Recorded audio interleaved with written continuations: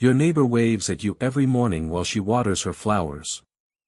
And she has no idea that 40 feet behind your fence sits a small setup that quietly pulls in $5,000 a month.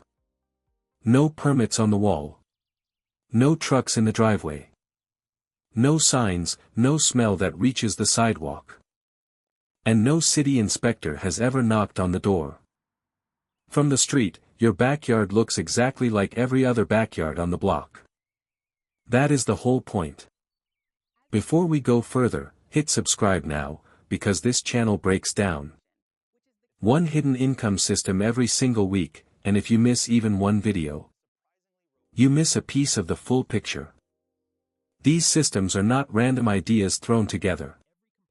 Each one connects to the next, so skipping ahead means you walk in halfway through a machine that only makes sense from the start.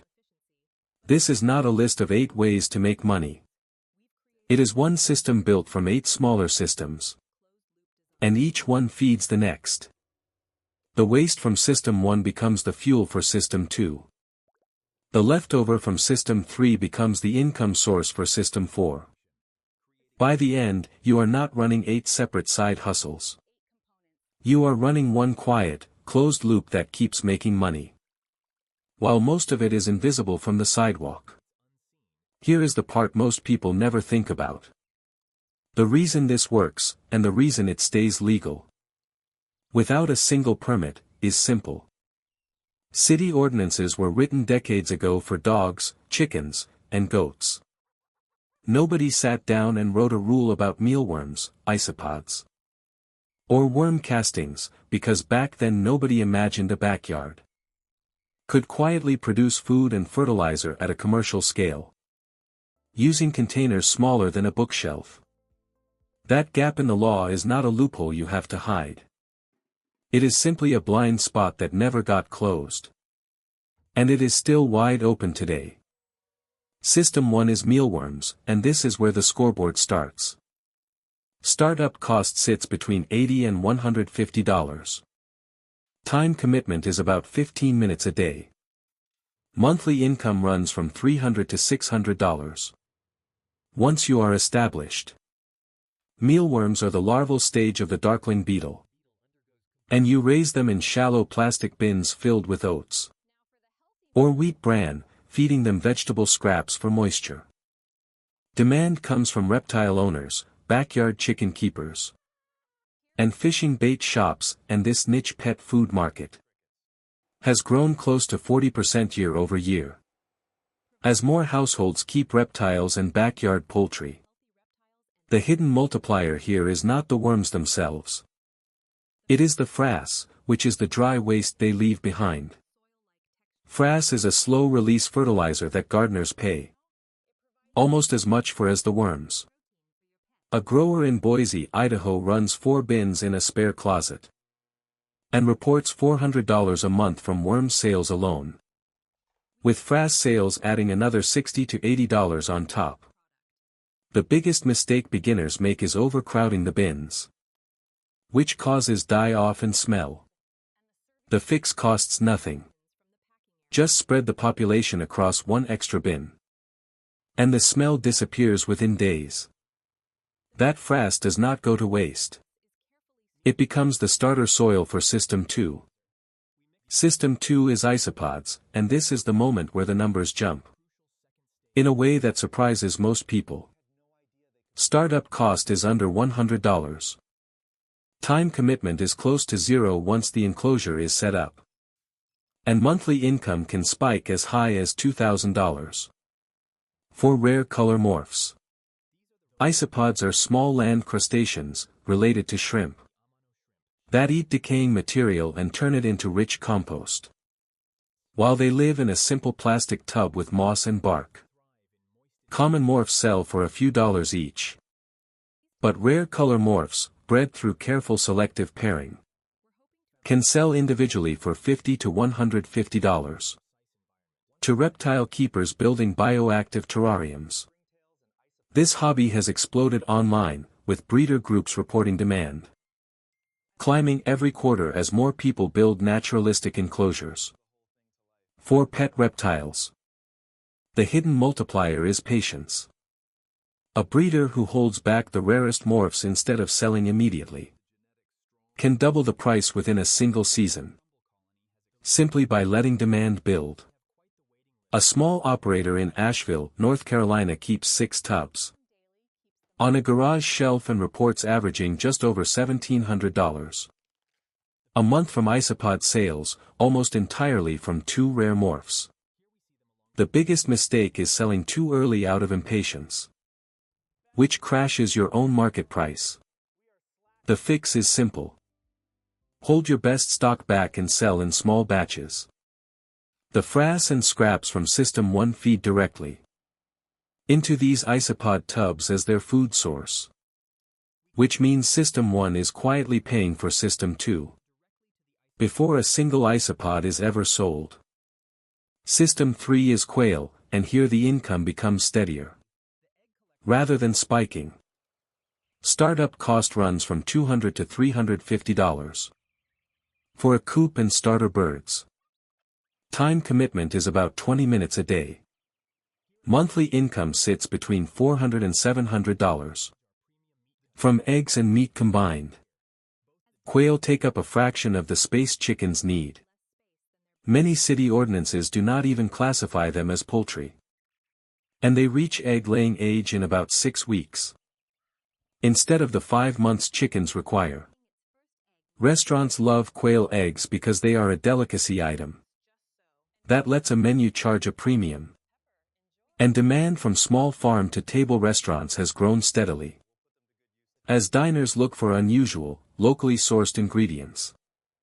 The hidden multiplier is direct restaurant sales instead of farmers market sales, because restaurants buy in standing weekly orders rather than one-time purchases. Here is a simple script you can use word for word. Walk into a local restaurant during a slow afternoon. Ask for the kitchen manager, and say this: I raise quail eggs about 10 minutes from here. Would you be open to trying a small sample this week? That one sentence, delivered calmly and without pressure, is enough to open most doors. A quail keeper outside Tulsa, Oklahoma supplies 3 restaurants with standing weekly orders and reports close to $600 a month just from eggs, no farmer's market required. The biggest mistake is underpricing eggs to compete with grocery store chicken eggs. Quail eggs are a specialty item, not a commodity, and pricing them low actually makes buyers suspicious of quality. Price them at 3 to 4 times a chicken egg, and demand stays strong. Quail manure, unlike most animal waste, does not need to age before use, and it goes straight into the compost bin that feeds System 4. System 4 is worm castings, sometimes called vermicompost. And this is where the whole loop starts feeding itself. Startup cost is under $100 for bins and starter worms. Time commitment is about 10 minutes a day. Monthly income runs from $200 to $500. Sold locally to gardeners and small nurseries. Red wigglers eat food scraps, quail manure, and other organic waste, then converted into castings, which is considered the richest natural fertilizer available, and sells for significantly more per pound than regular compost. Home gardening demand has climbed steadily as more people grow their own vegetables, and organic gardening supply stores report casting sales rising every year. The hidden multiplier is bagging and branding your castings with a simple handwritten label instead of selling loose from a bucket, because buyers pay almost double for anything that looks packaged and intentional rather than scooped last minute. A grower near Sacramento, California sells 40-pound bags to 2 local nurseries and reports around $450 a month, with almost no ongoing cost, since the waste comes free from the earlier systems. The biggest mistake is letting the bin get too wet, which drowns the worms and kills the batch. The fix is adding dry shredded cardboard whenever the bin smells sour. This system takes the waste from quail, mealworms, and kitchen scraps and turns all of it into the single most valuable product in the entire loop. Pound for pound. System 5 is duck eggs, and this closes the circle back to where we started. Startup cost is between $250 and $400 for a small coop and a handful of ducks. Time commitment is about 15 minutes a day. Monthly income runs from $300 to $550. Duck eggs are richer than chicken eggs, prized by bakers because the higher fat content makes cakes and pastries noticeably better. And demand from home bakers and small bakeries has grown as more people bake from scratch again. The hidden multiplier is selling directly to bakeries instead of general customers. Since bakeries buy in bulk on a repeating schedule rather than a dozen at a time. Duck water, once it has run through the coop, is nutrient-rich and becomes a natural liquid fertilizer. For the garden beds that grow the vegetable scraps feeding system 1. Which means the loop has now fed itself all the way back to the beginning. A duck keeper in Eugene, Oregon supplies 2 neighborhood bakeries and reports steady monthly income near $400. The biggest mistake is keeping ducks without a water feature, which stresses the birds and lowers egg production. A simple kiddie pool solves this completely. Add up the low end of every system and you land close to $1,500 a month.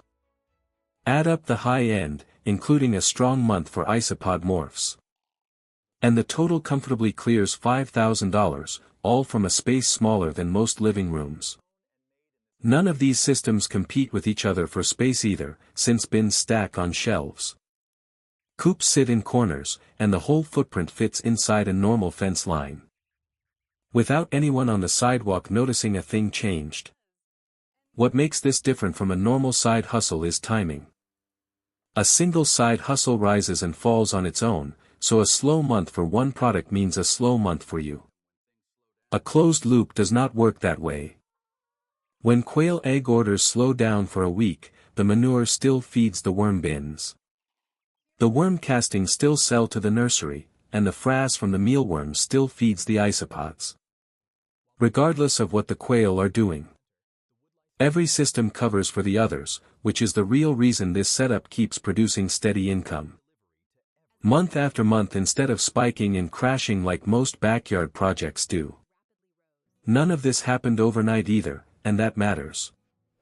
Because most people expect backyard income to either fail in a week or explode overnight. And neither is realistic. The mealworm bins took about a month to reach a stable population. The isopod tubs took closer to 4 months before the first rare morphs were ready to sell. The quail needed 6 weeks before the first eggs showed up. And the worm bins needed roughly 6 weeks to build enough castings for a first sale. Patience is the real starting cost here, more than the $80 for a bin. Or the $200 for a coop. 5 systems, 1 backyard, and every single piece feeds the next one. None of it needs a permit, a truck, or a sign on the lawn. And none of it looks like anything from the street. If you want the full breakdown of systems 6 through 8, including the 2 that push past $1,000 a month on their own, subscribe now so you do not miss the rest of this machine.